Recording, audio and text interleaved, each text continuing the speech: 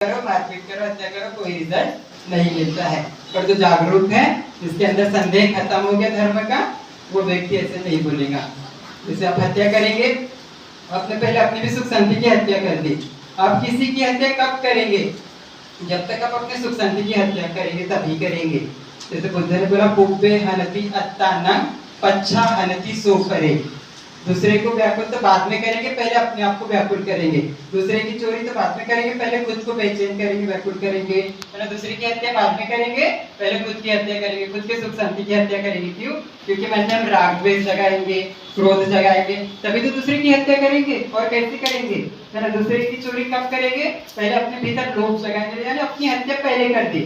दूसरे का नुकसान करने से पहले बुद्ध ने बोला, स्वयं का नुकसान करते हैं, आप स्वयं का नुकसान करते हैं। ये 5 दुश्मन है हमारे, जब भी हमारे अंदर आएंगे हमने अपने सुख शांति की हत्या कर दी, अपने सुख शांति की हत्या कर दी। तो 5 मित्र क्या है हमारे?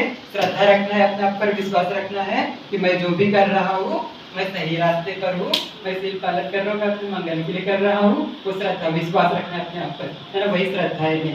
दूसरा जो है वो श्रद्धा है, विश्वास है आपके ऊपर, तो आपको उसके ऊपर चलने के लिए परिश्रम करना है, लगातार मेहनत करना है, आपको उसके ऊपर दृढ़ विश्वास रखना है ना? परिश्रम करना है उसके बाद, और उसके बाद जागरूक रहना है, आपको उस काम पूरा करने के लिए जागरूक रहना है। और चौथा जो है एकाग्रता, आपके माइंड को भी अभी कॉन्सेंट्रेट, विचलित नहीं होना है। धर्म के रास्ते पर, सेवा करने पर, पढ़ाई करने पर बहुत मन डगमगाता है, क्योंकि जब भी मन, क्योंकि अपने स्वभाव से कहने का गुलाम है, मन कुछ अच्छा करना चाहता ही नहीं, मन को जरूरत नहीं है, मन हमारे कंट्रोल में नहीं है, मन कुछ अच्छा करना चाहता ही नहीं। पर जब भी उससे आप कुछ करवाना चाहोगे, आपको बहुत ज्यादा एफर्ट करना पड़ता है, इसीलिए एकाग्रता की जरूरत होती है। जब एकाग्र होते हैं तभी कुछ महान कर पाते हैं, तभी कुछ महान कर पाते हैं। जो लास्ट जो है प्रज्ञा को जगाना, जितना जितना अनुभव हुआ, बहुत बार नीचे गिरेंगे फिर उठना है ना? बहुत बार गिरेंगे फिर पैर जम के उठना है, बोलो, है ना? बहुत बार उतार चढ़ाव में हम फिसल जाएंगे, हमेशा तो ज्ञान की बातें काम में नहीं आती ना।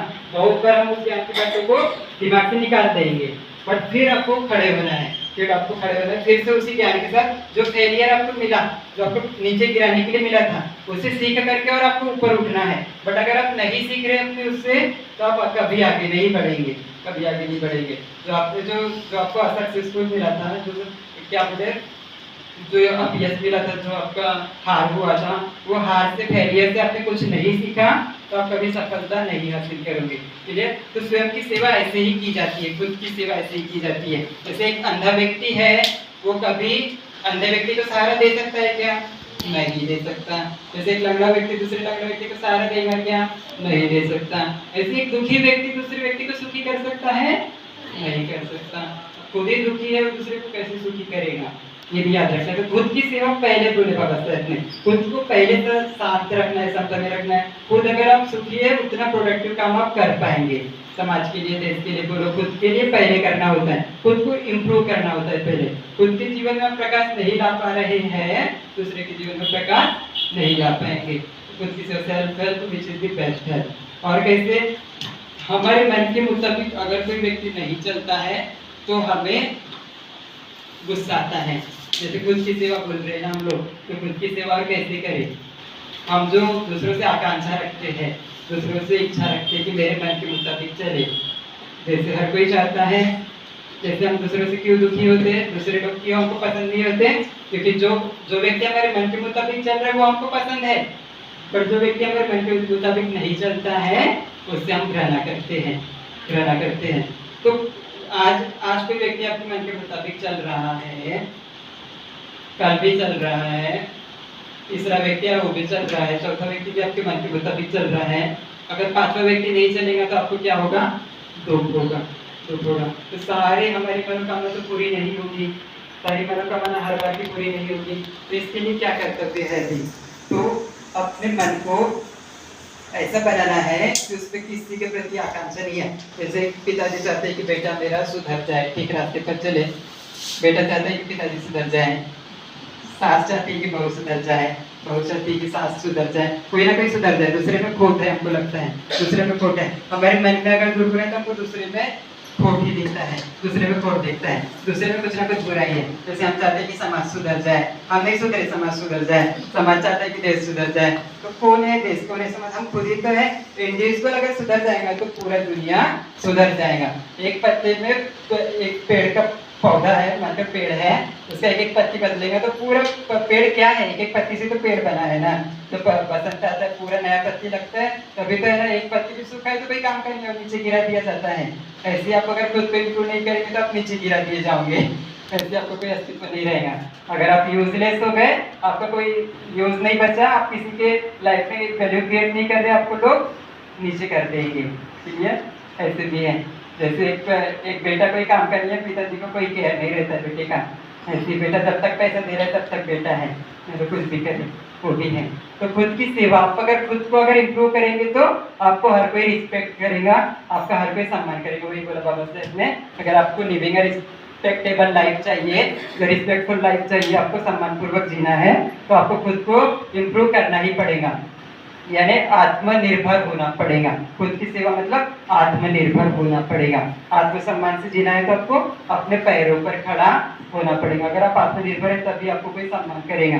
अगर आप जैसे जैसे माता पिता भी जब बुजुर्ग हो जाते हैं, बच्चे लोग सेवा नहीं करते हैं, देखो कितना बड़ा सत्य है, वो भी केयर नहीं करते हैं, वो भी केयर नहीं करते। सबके अंदर वो इमोशन है। बट उस सिचुएशन में भी अगर हम माइंड को अगर उस हिसाब से अपना वैल्यू रखेंगे, हमारा वैल्यू अगर बहुत है, जैसे मानकर चलो हमारा बहुत ज्यादा धन संपत्ति, तब तो वैल्यू करेंगे ना, तब तो वैल्यू करेंगे।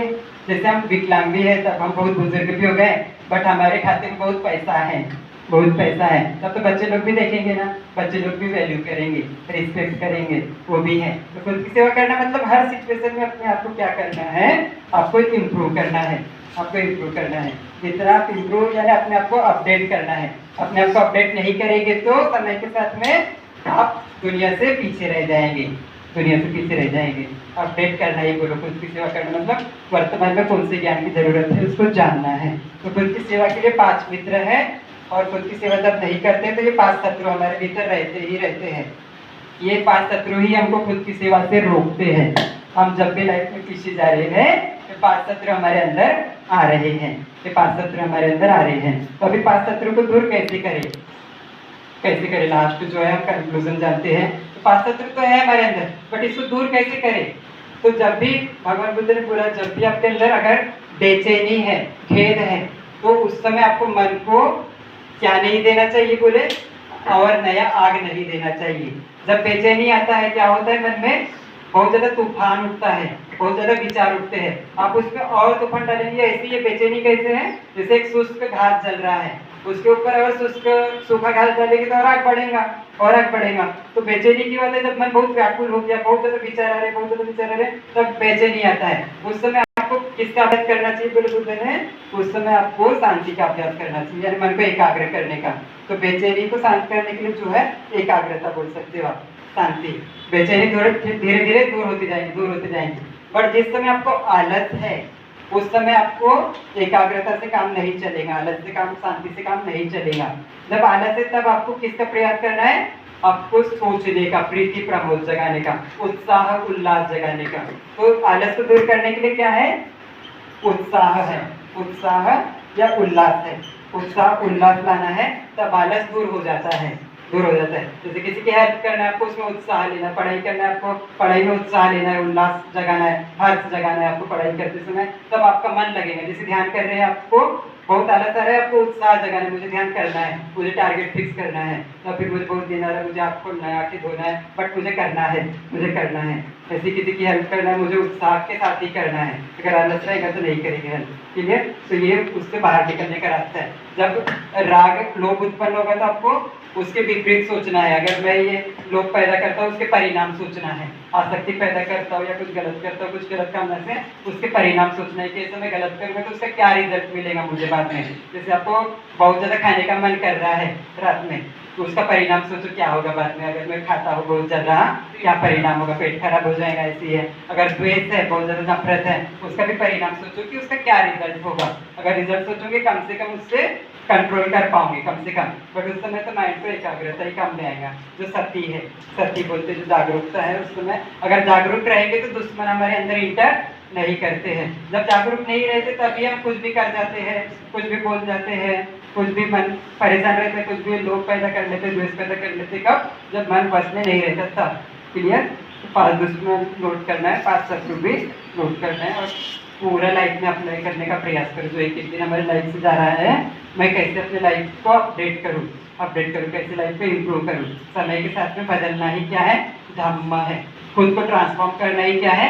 धम्म है। क्लियर? ठीक है। आप सबका मंगल हो, सबका कल्याण हो। वो जो लिखे थे मन के बारे में लिखे थे, क्या लिखा है? पढ़ो। जितना बुरा ना कर सके दुश्मन द्वेषी को, अधिक बुरा निज मन करे जब मन मैला हो। क्लियर हुआ? जितना बुरा ना कर सके दुश्मन द्वेषी को, जितना बुरा हमारा दुश्मन भी नहीं करता हमारे साथ, उतना बुरा कौन करता है? हमारा मन करता है, निज मन करता है। उतना बुरा निज मन करे जब मन मैला हो। जब मन मैला हो जाता है, राग द्वेष उसमें आ जाते हैं, लोभ द्वेष जब आ जाते हैं, जब मन जितना अशांत होता है, बेचैन होता है, अनबैलेंस होता है, उतना और किसी से नहीं होता। जब दुश्मन ने भी आपको कुछ बोला तो मन में उसके प्रति मैल जागा, तभी आप दुखी हुए। अगर मैल नहीं जागेगा तो आप दुखी नहीं होंगे। जैसे बुद्ध भगवान को गाली दे रहे, बाबा साहब को गाली दे रहे, वो मन में मैल नहीं है, इसलिए वो शांति से काम कर पा रहे। अगर शांति नहीं है तो शांति से काम नहीं कर पाओगे। अगर अशांत मन है तो कुछ भी याद नहीं होता है, कुछ भी करने का मन नहीं होता है। वो भी एक रियलिटी है। तो अभी भला कैसे होगा? तो जितना भला ना कर सके माँ बापू सबको, अगला जो दोहा बोल रहा हूँ मैं, जितना भला न कर सके माँ बापू सबको, अधिक भला निज मन करे। अधिक भला निज मन करे जब मन उजला होए, जब मन शुद्ध होए। इसका अपोजिट है सेम। जितना भला माता पिता भी नहीं कर सकते, उतना भला कौन करता है? हमारा खुद का मन, जो अच्छे रास्ते पर लगा हुआ मन, उतना अच्छा भला करता है। जितना पूरा दुश्मन भी नहीं करता, उतना पूरा कौन करता है? गलत रास्ते पर लगा हुआ मन करता है। क्योंकि गलत रास्ते पर अगर मन लग गया, वो हमेशा हमसे गलत करवाएगा, पछतावा होगा, फिर दुख होगा, फिर गलत करवाएगा, फिर दुख होगा। अगर अच्छे रास्ते पर लगा है तो हर समय सुख मिलेगा। क्लियर? ठीक है। सबका मंगल हो, सबका मंगल। ठीक है, ध्यान में बैठिए।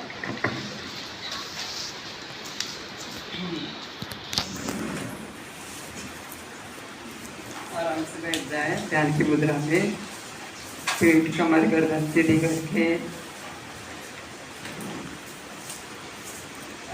अपने मन को शांत करना है। एकाग्र